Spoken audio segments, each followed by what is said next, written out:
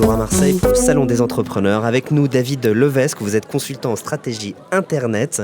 Et vous, ce que vous voulez faire, ce que vous êtes en train de faire, c'est de construire un accélérateur pour les entrepreneurs en France, en Inde et en Thaïlande. Ouais. Pourquoi ? Racontez-nous.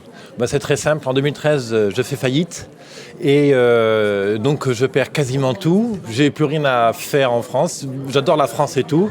Et à ce moment-là, j'ai un ex-employé qui est indien. Donc du coup, je décolle pour l'Inde et l'aventure va commencer comme ça en fait. Alors j'ai un an de haut et de bas. Et puis finalement, en août 2014, j'ouvre mon blog. Donc mon business à 200%. Et ma mission de vie aujourd'hui, c'est vraiment d'aider les entrepreneurs à réussir. Alors, l'Inde, d'accord, j'ai compris, mais pourquoi la Thaïlande ? Parce que quand on est en Inde, il faut sortir tous les 3 mois de l'Inde pour des raisons de visa. Donc du coup, on découvre la Thaïlande. Et je fais du business, j'ai le business dans les veines. Donc du coup, donc 2 clients en Inde comme Renault et Toyota. Et puis après 2 clients en Thaïlande qui sont dans la cosmétique. Et donc voilà, ça s'est fait comme ça en fait.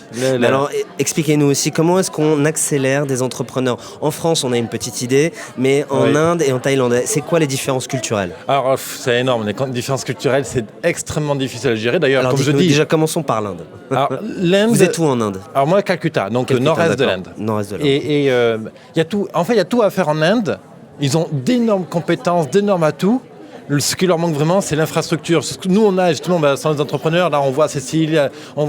En France, on a vraiment une colonne d'aide qui est vraiment présente, c'est formalisé, on va les voir. Bon, pas toujours simple, évidemment, mais pas toujours parfait. Mais c'est là. En Inde, il n'y a pas ça.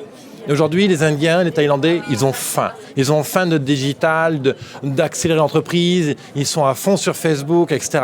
Et donc, dès qu'on leur donne du conseil, ils prennent, ils appliquent très vite, beaucoup plus vite que les Français d'ailleurs en règle générale.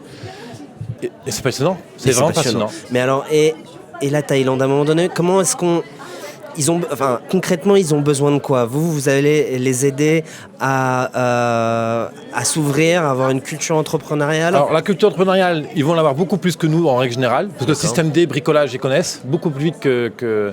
Non, c'est surtout qu'en France, on a une chance, c'est qu'on est très en avance sur tout ce qui est psychologie, PNL, accompagnement thérapeutique au niveau de l'entrepreneur. Comme je dis, l'entrepreneuriat, c'est 80% de psycho et 20% de comment. En Inde et en Thaïlande, ils ont une dimension spirituelle, psychologique, mais qui n'est pas aussi pointu. Parce qu'ils ont plein de qualités. Je ne cherche surtout pas à les dénigrer, bien au contraire. J'ai beaucoup appris chez eux. Mais qu'une culture, une spiritualité qui n'est peut-être pas orientée business, comme ça s'est développé en Occident depuis des siècles. Je ne suis pas si sûr. Non, je ne sais pas. Mais disons, pour prospecter, on a une peur. Comment je prends le téléphone, puis là vous transpirez à Bigoud. Voilà. Et donc, il y a des outils, il y a des peurs. Et une fois que nous, on les connaît, eh bien, on sait les dépasser. En Thaïlande, en Inde, ils n'ont pas ce réflexe à s'interroger. Qu'est-ce que moi, je peux changer sur moi-même pour aller plus loin ? Voilà. Il peut manquer ce genre de réflexe. D'accord.